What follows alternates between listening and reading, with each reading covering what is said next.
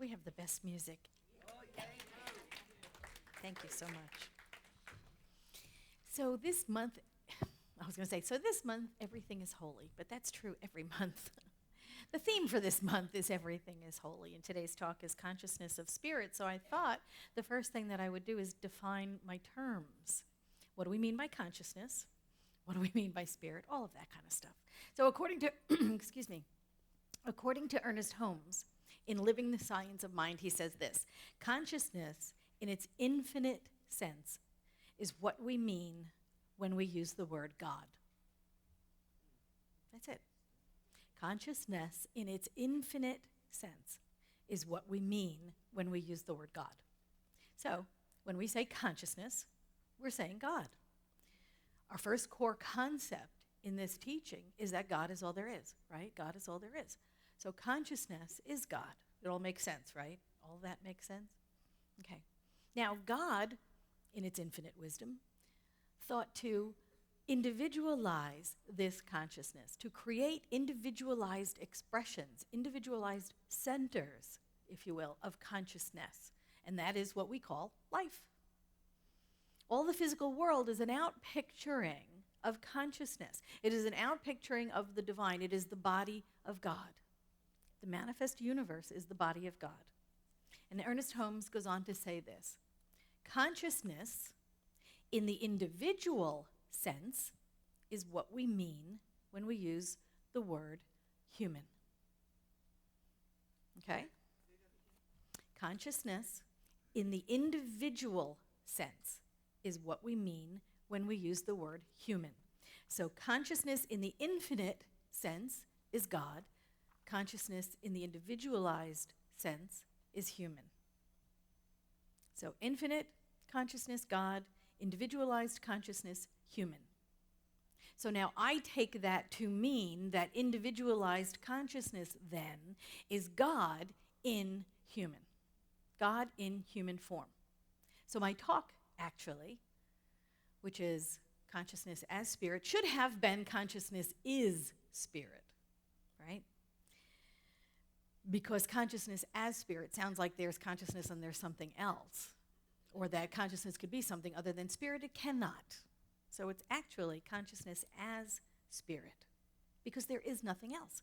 Core concept 1, God is all there is. And God is consciousness, therefore consciousness is all there is. The divine imparts itself into its creation without being absorbed by its creation. God is limitless. Therefore, it imparts its own nature into all of creation without being divided or subtracted by it. Now, Ernest Holmes went on to say this. He said, this thing that we call personality is the objective evidence of the use we are making of our invisible and subjective individuality, the projection of power, presence, and intelligence in us and as us. In other words, consciousness itself is God, one indivisible, infinite, and eternal reality. Our conscious use of it, our individuality, personifies it. That's a whole lot of words. But what he's saying is that there is the infinite nature of God. And that infinite nature of God is nestled within each and every one of its creations. So all of the aspects of God are found within us. Not all of God, but all of the aspects of God are found within us. That consciousness itself is infinite, it is eternal, it is limitless. Our use of it is infinite, limitless, and eternal. The only limit that there is on consciousness is the limit we put on it. It's the limit that we put on it. And so our spiritual practice then is to grow, to expand this idea of limitlessness in our own personalized use of it. Does that make sense? Our spiritual practice then is to understand, to embody, and to believe the limitless nature of the divine, and then to expand that use of it in our own lives. As we can grow our own idea of the limitless nature of the divine in our own lives, we can then demonstrate it. And from Love and Law, Ernest Holmes said this. He said, all of our work begins and ends in consciousness because mind is all there is. Making a demonstration, then, we have not one iota of responsibility. It all rests in mind. Doesn't that make you feel better? Thank you, God. It's not my fault. It all rests in mind. We are surrounded by a thinking, he goes on to say this, we are surrounded by a thinking stuff which permeates the inner spaces of the universe. It is the original, it was, and always will be. So we have this understanding. We agree that God is all there is. First core concept. We agree that God is all there is. God is another name for consciousness. We agree that. The universal consciousness is God, and the individualized consciousness is God in the human. So far, so good? Okay. So if our spiritual practice then is to grow a greater idea for ourselves of what that limitless nature is, how do we do that? Yeah, see, you didn't think there was going to be a quiz this morning, but there is. How do we do that? Ernest Holmes said this in Spiritual Universe in You. He said, the best way to arrive at the highest consciousness is to have great faith in the willingness and the ability of Spirit to do for us by working through us. We must believe in the inherent goodness and all-powerfulness of Spirit. We have to grow our faith in it. We have to believe in an all-powerful, all-good spiritual universe. We have to believe in an all-powerful and all-good Spirit. We have to believe that there is good in the universe and you ought to have it, like Emma Curtis Hopkins used to say. We must grow our faith in it. And that's where it gets uncomfortable, right? That's where it gets uncomfortable for us as humans. We don't like being in the unknown zone. We don't like to feel we don't have control over every aspect of our lives. We don't like it when we don't know how the story's going to come out in the end. Tell me about it. I'm the one that used to read the end of the book. If I really like a novel, I'll get maybe halfway through it, and then I have to read the last 2 chapters so I can figure out how it comes out before I finish the book. Just dying to find out how it comes out. We don't like when we don't know. We don't like it when we're in the unknown zone. We don't like it being in the mystery. We don't like it when we don't feel like we have control over our lives. We don't like it when we don't know how it's going to come out in the end. Or is that just me? Because I'm just up here talking to myself. I am.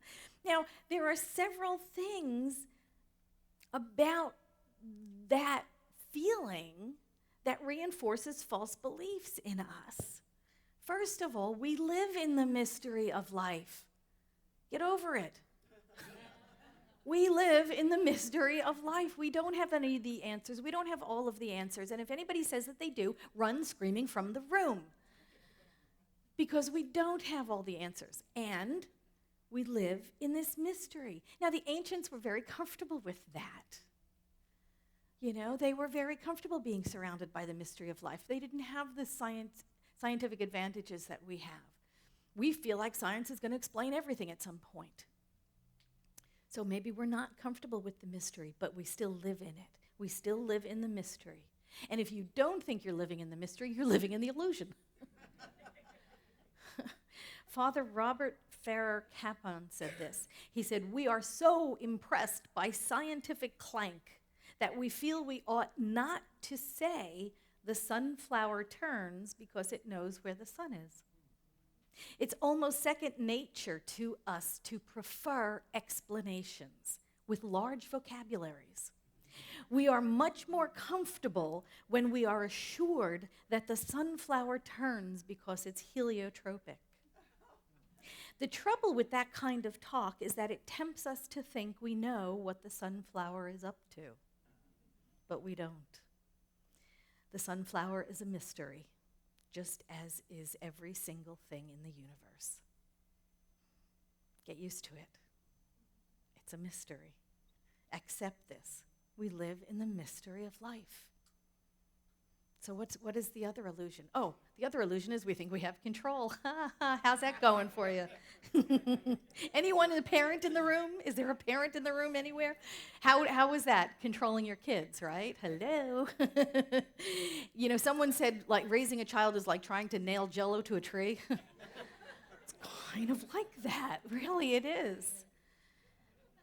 As parents, we don't have control over our kids. We have the illusion of control, but we don't really have control.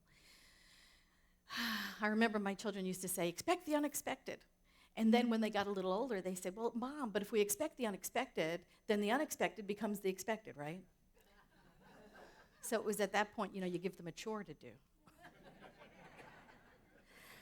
There is no real control. We have the illusion of control. Same thing in our own lives. We can account for every single possible outcome or possibility of any situation in which we find ourselves, and then what happens? Something else comes right in and changes everything, doesn't it? We can try to figure out every single way that something can possibly turn out. And then Spirit moves in and transforms, and something else happens that we didn't count on. And it changes the entire situation. We don't have control. We have the illusion of control. So what else? What is the other illusion? Oh yeah, I know, coming out in the end. How things are going to come out in the end. Good luck with that. I know exactly how it's going to come out in the end. Only if you read the novel. That's the only way you know that it's going to come out. Here's a hint. It goes back to living in the mystery of life. We live in the mystery of life. We don't know how it's going to come out in the end. We plan, we plot, we employ devices, and we strategize, and Spirit flows through the situation and transforms it. It always comes out. We just don't know how. We don't know how. Elizabeth Barrett Browning said this. She said, Earth's crammed with heaven. I love that. Earth's crammed with heaven, and every common bush is afire with God. But only he who sees takes off his shoes. Everything is holy. Everything is divine. Everything here is an outpicturing of Spirit. Spirit is flowing through and around you and as you all the time. If we only take off our shoes and see it. Everything is holy. Everything is Spirit. Everything is consciousness. That's all there is. There's only God. We are individualized points of divine energy. We are individualized expressions of divine energy. And I'm here to tell you, I trust God a lot more than I trust me. Because I make stupid mistakes. How do we practice this greater faith that Ernest Holmes said that we should practice? The best way to arrive at the highest consciousness, he said, is to have a great faith and a willingness to let Spirit work for us and through us and as us. So how do we do that when we fall into these illusions of separation all the time? And we believe these false illusions. We believe that we have to figure it out and we're all alone and we've got to do it ourselves, and we are selling God short. We're selling God short. When we're standing here thinking we have to do it all alone and we have to figure it out and we're going to do it and, bootstraps and all that crap. We feel like we're alone, but we're never separated from Spirit. We are never apart. That seed of the divine is within us all the time. We never go it alone. We're never separated. We never have to figure it out. The consciousness of Spirit is there all along, within us. We turn away from the light and then we curse the darkness. We're the ones that move. God's presence is everywhere. And we're the ones that stand in the dark, in the ignorance, and we claim we're alone. But that's not the truth of us. That's not the truth of us. And each and every time we remember that, we can look up. We can look up and we can see that higher picture, that higher truth. And that is the way to arrive at that higher consciousness, to choose again, When we're confronted with the doubt, and when we're confronted with the fear, and when we are confronted with the confusion, we get to choose again. We get to choose again. We can say, the human in me is thinking this. You know, my human nature is in chaos. It's in doubt. It's in fear. But what about that infinite being that resides within me? What is that infinite being seeing? What is the infinite nature of God within me seeing in this situation? You know, those bracelets, WWJD, what would Jesus do? We should have, WWST. What would Spirit think? What would Spirit think of this? Because that's the truth of us. That's who we are. Ernest Holmes said this. He said, we must let every path lead us back to the point where we realize the inner presence of the great reality. Everything we do should lead us back to that place where we realize the inner presence. He goes on to say, there, through the door of our own thought, we enter into the universal consciousness, into a complete realization of life and truth, of love and beauty. Each and every time we remember who we are, we remember those qualities of God. We remember that we're safe. We remember that we're whole. We remember that we are perfect. Think of all of those qualities of God and how we run afoul of them in our human lives. Think of the quality of God of abundance. Abundance. And so we stand in our own shadows and we stand in lack. We stand in our own shadow and we stand in limitation. How are we going to pay that bill? Where are we going to, get the money? How are we going to get by? All human responses. But what does the infinite within me see? What does the infinite within me know about this situation? God is abundance. God is limitless abundance. God's abundance is overflowing in all areas of my life. Now. And what about balance? I can't. I don't have the time. I don't have the talent. Again, all human responses. But what does the infinite within me see? What does the infinite within me know? When we lift our eyes up to that higher consciousness, when we lift our eyes up to that higher truth, what do we know? What do we know about balance? I am at the heart of God wherever I am. I have enough time, talent, and treasure to do anything and everything that Spirit wants done through me and as me in the world. God doesn't run out of time. God has all the time it needs. That's the consciousness of Spirit. What about beauty? I hate this place. I hate this house. I hate this body. How many times do we say that? It's disgusting. It's whatever, right? What does the infinite within us say? You are a holy child of God. You are whole, perfect, and complete just as you are. There's beauty all around us if we open our eyes and see it. That's what the infinite within us is saying. You're perfect. You're perfect. We see the beauty of Spirit everywhere, in a blade of grass, in a grain of sand, in a leaf on a tree, on a dog's face. There's beauty all around us. It's the infinite nature of the divine to be beautiful. What about freedom? Oh, I can't do that because whatever. Fill in the blank. Because I have to stay in that job, because I have a pension, because I have to, I need to, all those things. I must. But Spirit is freedom. God is freedom. We get to say, I can. I choose to. I elect to. I want to. I get to. Not I have to, I need to, I must. We get to choose. We get to choose because Spirit is infinite in its freedom. I am free to choose. I am free to choose. So I get to choose again. What about joy? I'm miserable.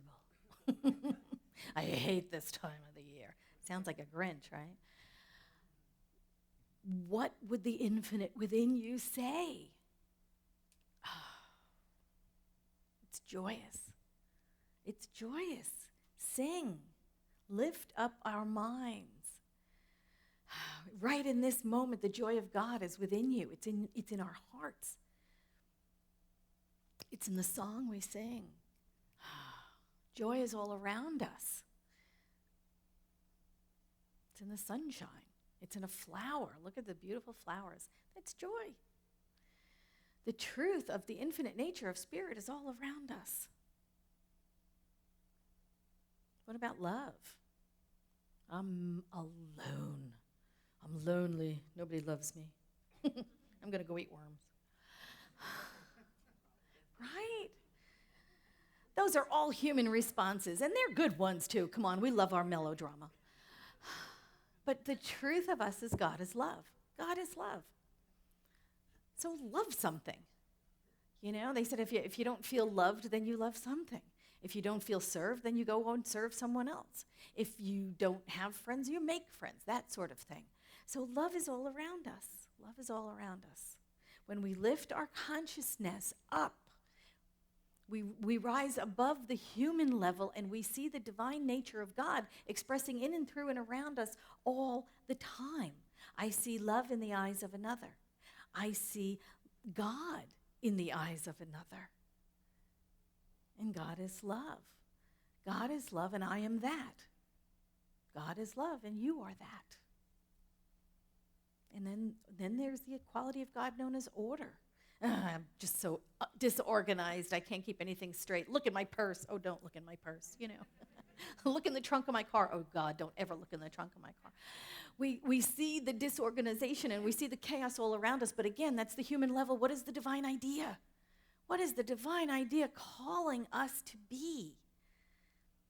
When we look at that, when we raise up our consciousness, we know Spirit divided, day and night, and land and water. The first order of heaven, order was the first law of heaven. Right? As soon as Spirit said, I am, and the entire universe was birthed into being, order was the first law of the universe. There's land over here, there's water over there, there's day, there's night. Everything was ordered. Same thing with our lives. It is the truth of us. We are orderly. And the divine idea can express through us as order. The consciousness of Spirit is who I am. I am a divine outpicturing of the life of Spirit. Every single being is a divine outpicturing of the one life of God's. Peace. You know how you can know peace in the midst of conflict? Oh my gosh. We get so caught up in the chaos that's around us, and the argument and the fighting, and then we get on one side or the other, and then it's attack, defend, attack, defend. But when we think of Spirit as us, what is the divine idea? What is that divine idea? I am peace in the midst of all this nonsense. I am peace and I am wholeness and I am love in the midst of everything. And power. What about power? I can't. I'm trapped. It's hopeless. It'll never change. And yet Spirit flows in and opens up that possibility. There is power there, and you are that. I have the power to change my life. I can co-create with Spirit, and I can choose again, and I can take another path because that seed of perfection that is nestled within me, that Spirit that is the truth of who I am, I co-create with that. So I co-create my ideas into manifestation. I am powerful. I am powerful. I am powerful because that seed of the infinite resides within me. Same thing with unity. I'm alone. I'm scared. I don't know what to do. I don't have anybody to rely on. I'm on and on and on and on and on. In the physical world, at the human level. At the human level, we convince ourselves all these things are real. But the divine ideal in you knows the truth. The infinite within you knows the truth. God and I are a majority. God and I are a majority. That's all we need to know. That Spirit within me does the work I need to be doing in the world. And wholeness. Wholeness is another quality of God. And what do we say? We go around saying, I'm sick, I'm tired. I'm sick and tired. We convince ourselves we are so much less than we are, when Spirit within us is saying, you are the wholeness of God. You are the wholeness of God. That infinite divine nature within us is calling us to rise up and to claim the higher truth, the highest consciousness. I can't possibly. I'm not educated enough. I'm not whole enough. I'm not old enough. I'm not young enough. I'm not whatever. I don't have the right degrees. I mean, fill in the blank. How many times do we claim we're not enough when that seed of perfection within us knows our wholeness? Knows our wholeness. Spirit says, I am enough. I am enough. I am the limitless, infinite nature of the divine in form. Spirit does through me anything that needs being done by me. Spirit does through me anything and everything that needs being done by me. Yes?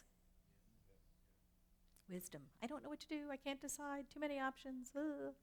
I don't know what to do. I don't know what to do. Of course you know what to do. We all know what to do. Go within.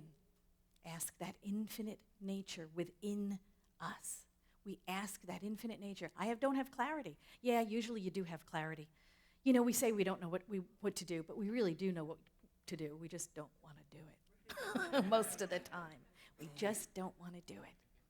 The consciousness of Spirit says there is intelligence, there is universal intelligence, and you are an individualized expression of it. There is universal intelligence, and you have access to it. It is within you, and you are immersed within it. So all of the answers are within you. This is the consciousness of Spirit. This is the truth of who we are. We're going to stand up and claim it. Isn't it time to stop being alone and afraid and scared and little and small and start claiming your divine inheritance? Yes? Thank you.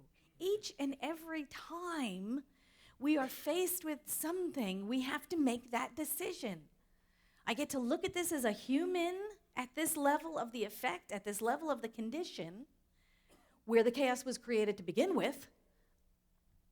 Or I can look at it up here. I can look at it from the divine nature within me, from the place within me that knows there is no problem, there is no challenge, there is only the truth to be revealed. Always. We can respond as humans, we can go within, and we can rise above, and we can know the truth of it. Empowered, unified, and strong. Each and every time there is a decision to be made. Each and every time we have an encounter. Each and every time we can act out of fear or we can act out of faith. So what's it going to be? Thank you. Good Lord. We need to take on the mantle of Spirit because that is the truth of who we are. Within us is the answer to everything. Within us is the power and the presence of Spirit. Within us, as Emerson said, is that seed of perfection. Spirit itself, who animates us, who breathes our breath and beats our heart. Ernest Holmes said it like this. He said, the best way to arrive at the highest consciousness is to have a great faith in the willingness and the ability of life to do all for us by working through us. That's what I said in the beginning, right? There, through the door of our own thought, we enter into universal consciousness, into the complete realization of life and truth, of love and beauty. And as we sit in the silence of our own souls and listen, it will be the greatest thing we ever do. In the completeness, we are lost, and yet we are found. This is what is meant, that a man must lose his life in order to find it. We are lost to the human, and we are found in the divine. And that is the truth of us. And we need to start acting as if. Thank you so much.